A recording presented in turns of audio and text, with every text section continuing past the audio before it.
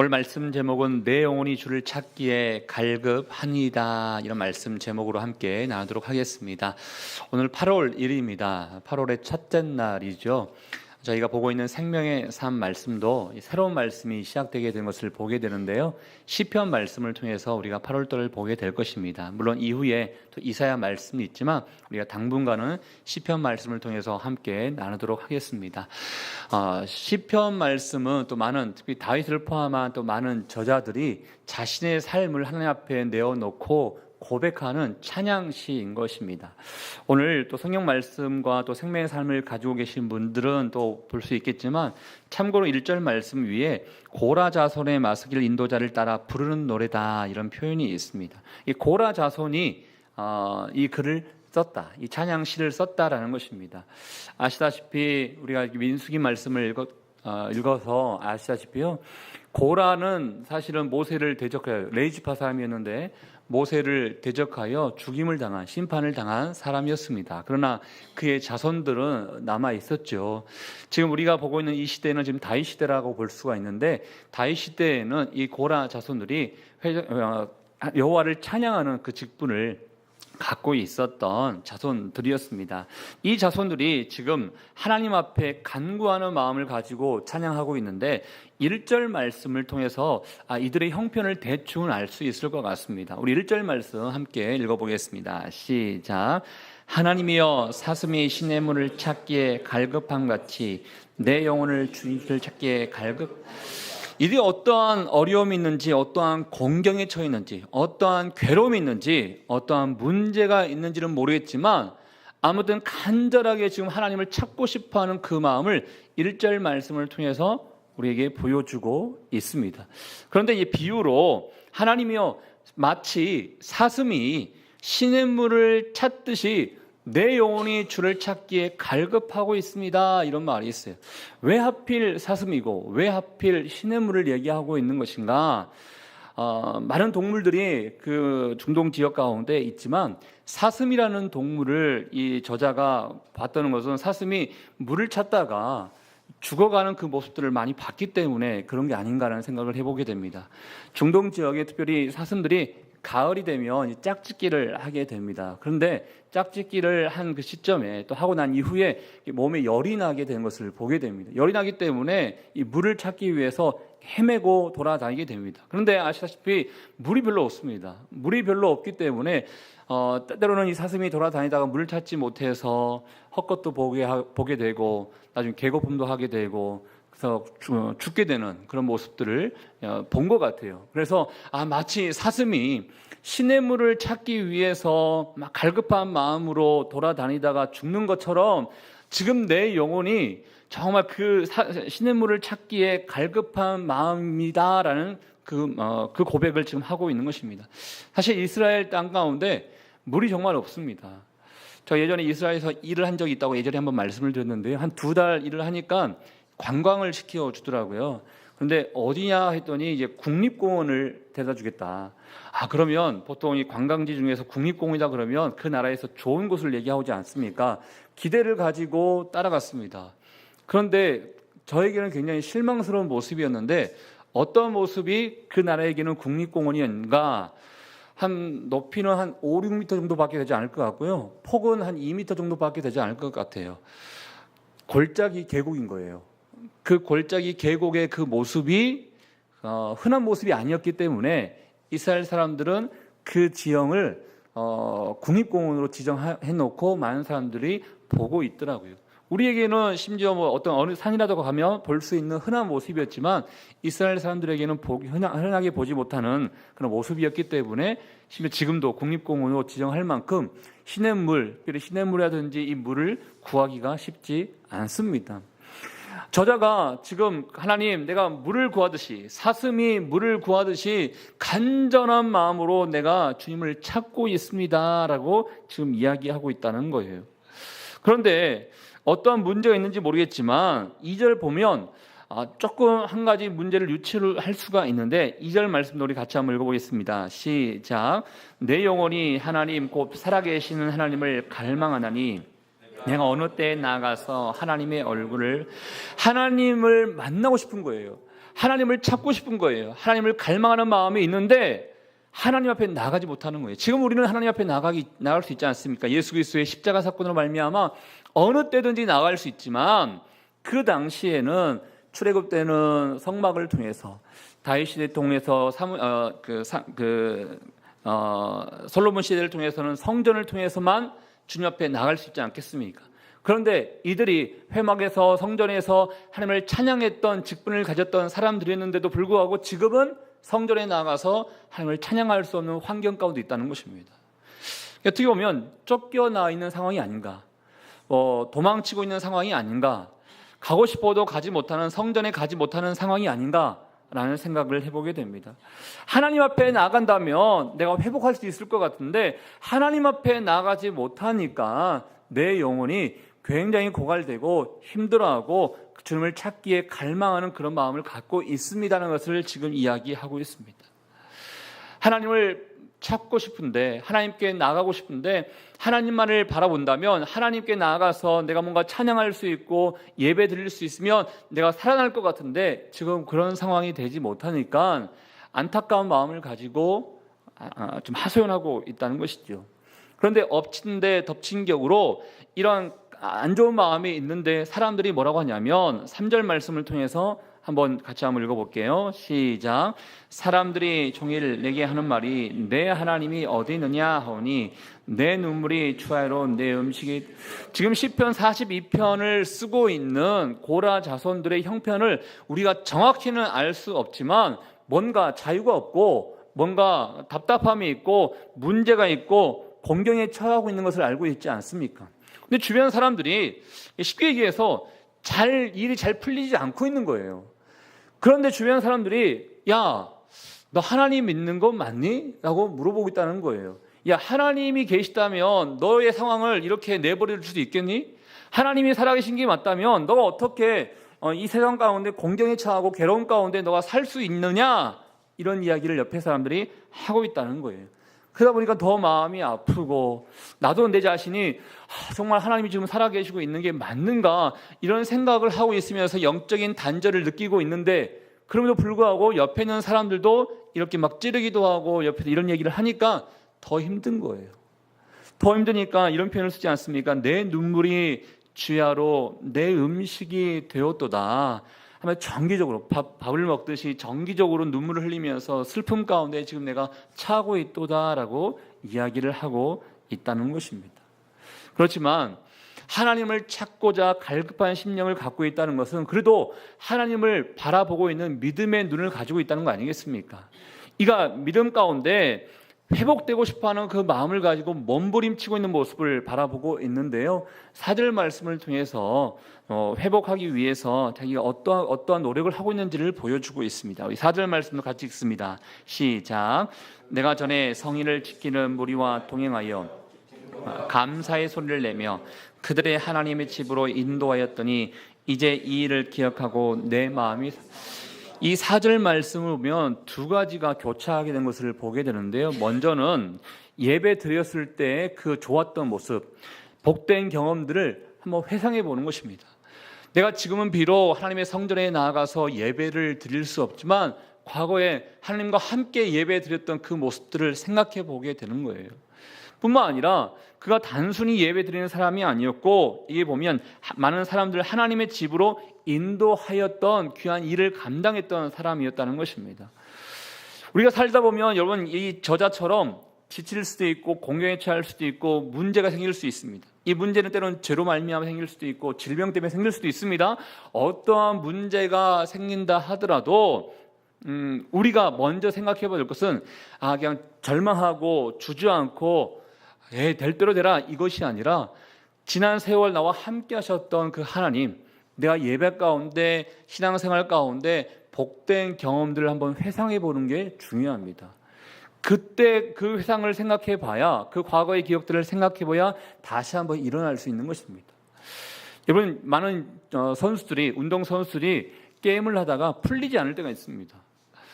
예를 들어서 야구 선수들이 예전에 안타를 참 잘 쳤는데 어느 순간 슬럼프가 와서 안타를 못 칠 때가 있습니다. 그러면 그때 어떤 훈련을 하냐면 예전에 잘 쳤던 그때를 생각하며 기억하면서 타격 연습을 하는 것입니다.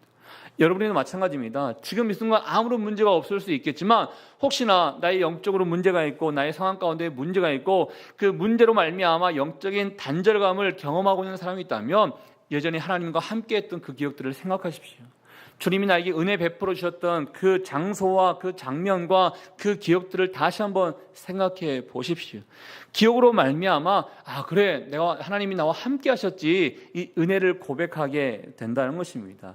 그 은혜를 고백하게 된다 그러면 어떻게 되는가? 내 영혼을 향해서 선포하게 되고 내 영혼을 향해서 명령하게 되고 내 영혼을 향해서 다짐하게 된다는 거예요. 그 내용이 바로 5절 말씀 아니겠습니까? 우리 5절 말씀 같이 한번 읽어보겠습니다. 시작. 내 영혼아 내가 어찌하여 낙심하며 어찌하여 내 속에서 불안해하는가? 너는 하나님께 소망을 두라. 그가 나타나 도우심으로 말미암아 내가 여전히 찬송을. 제가 청년들하고 순모임을 하다 보면 느끼는 게 문제가 없는 사람이 없습니다. 크던 작던 지금 나의 영적인 형편들을 다 이렇게 고백하다 보면 다 힘들어하는 것을 보게 됩니다. 그런데 어떤 사람은 힘들고 어려움이 다가왔을 때 그냥 에라 모르겠다 하면서 내버려 두고 그냥 막 살려고 하는 사람들이 생겨나게 됩니다. 그렇지만 하나님 중심으로 살고자 하는 사람들은 힘이 있지만 다시 한번 내 영혼을 향해서 내가 일어나리라 다짐하게 되고 선포하게 되고 여기 나와 있는 것처럼 명령하게 되는 것을 보게 됩니다. 여러분 힘들 수 있습니다. 모든 사람들이 힘들 수 있습니다. 여러분들만 힘든 것이 아니라 모든 사람들이 힘들 수 있습니다. 그렇지만 믿음의 사람들은 힘들 때 우리 영혼을 향해서 선포하고 명령하고 다짐하며 나가는 게 중요하다는 것입니다. 제가 대학교 생활할 때 이제 선교단체 활동을 좀 했는데요. 매일 아침마다 지겹게 하는 그 행위가 하나가 있었는데 바로 이렇게 선포하는 것입니다.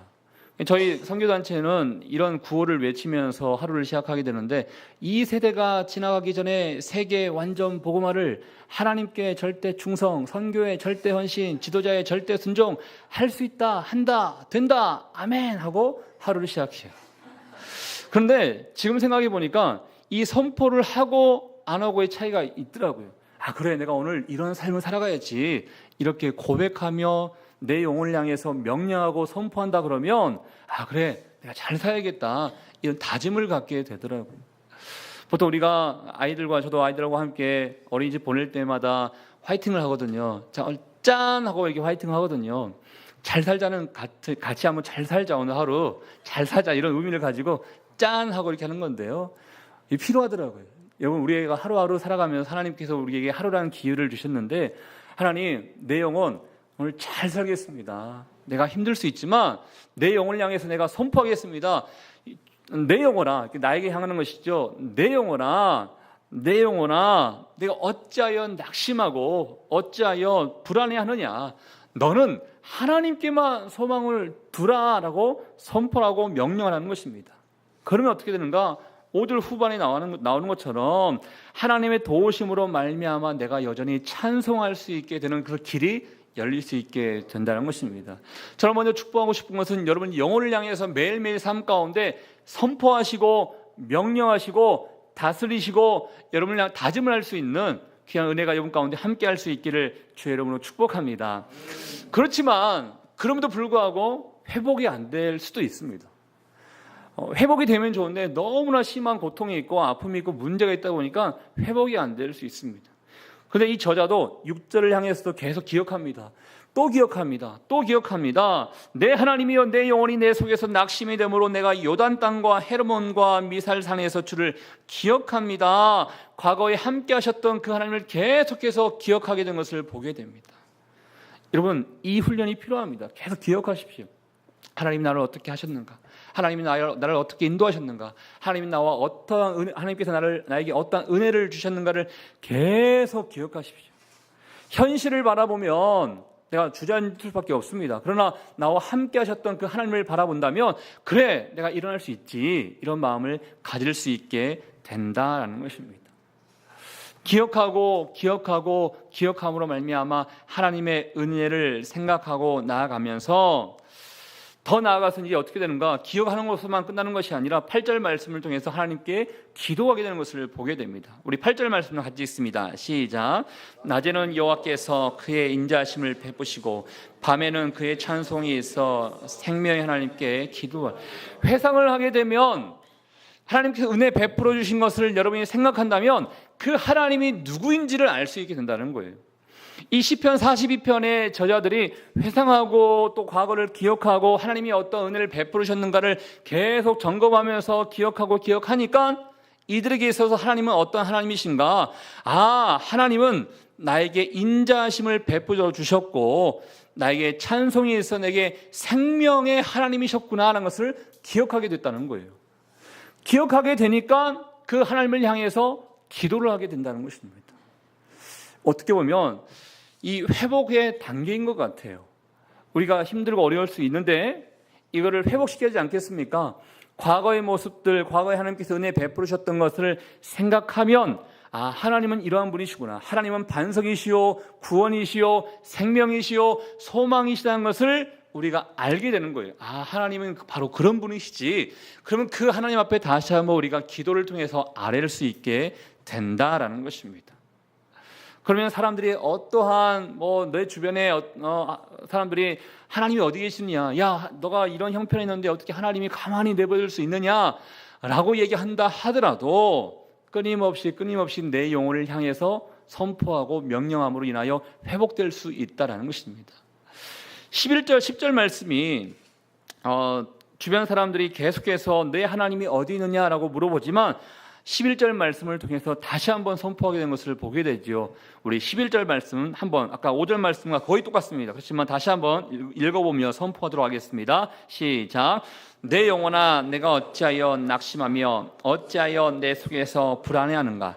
너는 하나님께 소망을 두라. 나는 그가 나타나 도우심으로 말미암아 내 하나님을 여전히 찬송하리로다. 아멘. 1절을 생각하고 오늘 끝나는 11절을 생각해 보십시오.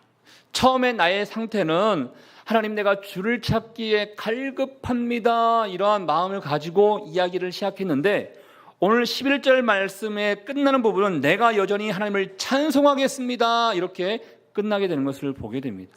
반 이상은 회복했다는 것입니다. 이러한 은혜가 여러분 가운데 있어야 하지 않겠습니까? 여러분 내 삶과 내 문제와 내 어려움만 묵상하게 되면요 끊임없이 영적인 단절감을 느끼게 될 것입니다. 그런데 문제만 묵상하는 것이 아니라 하나님의 은혜를 묵상하십시오. 그럼 이 시편의 기자가 마지막으로 고백하고 마지막으로 찬양하는 것처럼 하나님께서 나를 도와주실 것이라는 것을 내가 알고 있기 때문에 왜? 과거에도 그렇게 하셨으니까 하나님께서 나와 함께 하실 것이라는 것을 내가 알고 있기 때문에 내가 하나님을 여전히 찬송하겠습니다 라고 고백하며 내 인생과 내 문제가 바뀌게 되는 것을 보게 됩니다. 저는 그 은혜가 여러분 가운데 임했으면 좋겠는데요. 우리가 한번 여러분 자신을 향해서 한번 선포했으면 좋겠는데 저를 한번 따라해 보십시오. 내 영혼아 너는 하나님께 소망을 두라. 다시 한번 내 영혼아 너는 하나님께 소망을 두라. 네, 세상을 향해서 소망을 두는 것이 아니라 세상을 향해서 네 문제를 어떻게 해결할까? 이 세상의 소망은 어떤 것이 있을까라는 것이 아니라 하나님만이 지금까지 나와 인도하셨던 그 하나님만이 앞으로의 삶 가운데도 진정한 힘과 능력이 되어주시고 소망이 되어주실 것이라는 것을 믿고 나아가며 선포할 수 있는 저 여러분 될 수 있기를 주의 이름으로 축복합니다. 우리 같이 한번 기도하도록 하겠습니다. 이 시간에 기도할 때 하나님께서 여러분의 모든 형편을 다 알고 계십니다. 남들에게 말하지 못하는 그 형편들도 하나님은 다 알고 계십니다. 때로는 내가 교회는 다니고 있지만 과연 하나님이 정말 계시나 이런 영적인 단절감 가운데 거하고 있는 사람들도 있을 것입니다.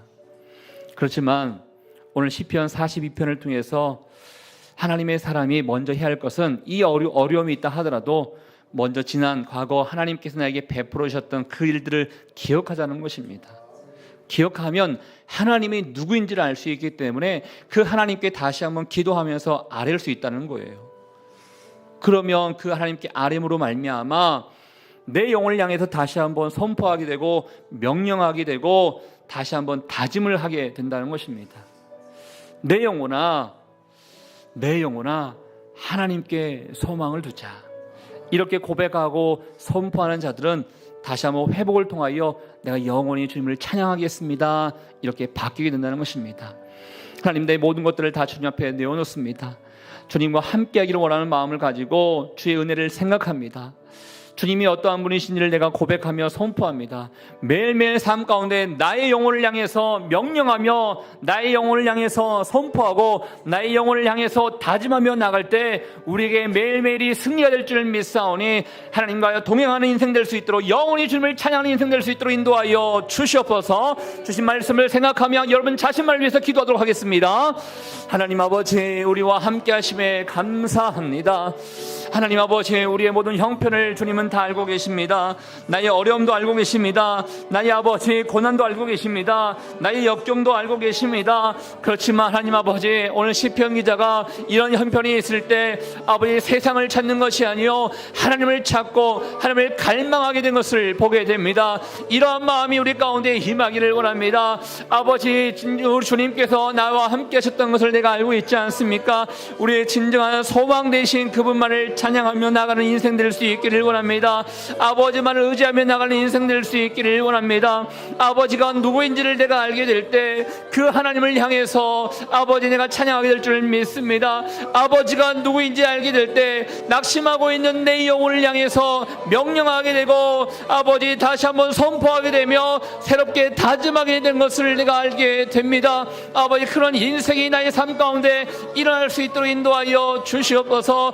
하나님 아버지, 도와주신 하나님을 찬양합니다. 아버지만을 의지하오니 아버지 기름 부어주시옵시고, 아버지 이 고백 처음은 아버지, 지금은 아버지 내 영혼이 주를 찾기 갈급합니다, 이런 고백의 기도가 되었지만 아버지 끝나는 기도는 내가 영원히 주님만을 찬양하겠습니다, 이 기도로 바뀌는 역사가 날 수 있기를 원하오니 하나님 아버지 임하여 주시고 은혜를 베풀어 주시옵소서. 아버지, 오늘 하루의 삶 가운데도 우리에게 승리가 있기를 원하오니 하나님 기름 부어서 기름 부어 주시옵소서. 주님 감사합니다. 주님 감사합니다. 하나님 아버지, 오늘 시편 42편 말씀을 통하여 자신의 처지가 마치 시냇물을 찾기 위해서 간절한 마음으로 찾기 위해서 돌아다니고 있는 사슴과 같다라고 비유했던 시편 기자의 마음을 우리가 한번 생각해 보게 됩니다.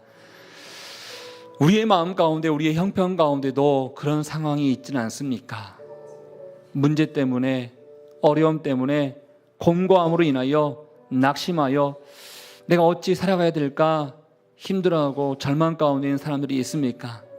그렇지만 그럼에도 불구하고 세상을 바라보면서 세상을 통하여 어떠한 것을 회복하려는 것이 아니라 시편 기자처럼 하나님만을 바라보면서 주님, 내 영혼이 주를 찾기에 갈급합니다, 이런 마음을 가지고 주님을 찾는 우리 모두가 될 수 있도록 인도하여 주시옵소서. 힘들 때마다 우리 자신을 돌아볼 수 있기를 원합니다. 하나님이 어떠한 은혜를 베풀어 주셨는지 그 하나님을 다시 한번 생각해 볼 수 있기를 원합니다. 그럴 때 바른 신앙 고백이 우리 가운데 날 줄 믿습니다. 하나님은 나와 함께 하셨던 분이시다. 하나님은 나의 힘이 되신다. 하나님은 나의 생명 되신다. 나의 구원이요 나의 방패가 되어주신다. 이 고백이 우리 가운데 날 줄 믿습니다.